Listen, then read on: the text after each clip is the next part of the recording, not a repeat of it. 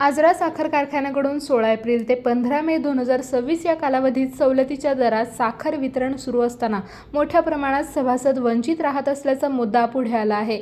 यावरून शिवसेना शिंदे गट आजरा तालुक्याच्या वतीने सर्व सभासदांना समान दरात साखर देण्याची मागणी करण्यात आली आहे।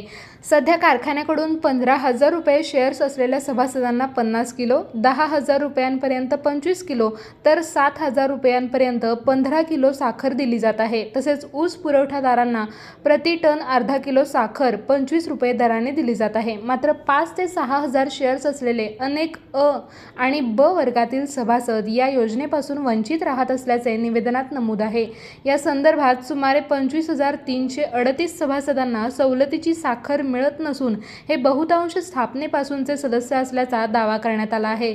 जे सभासद मतदान, सभा आणि ऊस पुरवठ्यासाठी महत्त्वाचे आहेत त्यांना साखर न देणे अन्यायकारक आहे असा आरोप करण्यात आला। त्यामुळे सर्व सभासदांना सरसकट 50 किलो साखर सवलतीच्या दरात द्यावी, अन्यथा लोकशाही मार्गासह कायदेशीर लढा उभारण्याचा इशाराही देण्यात आला आहे।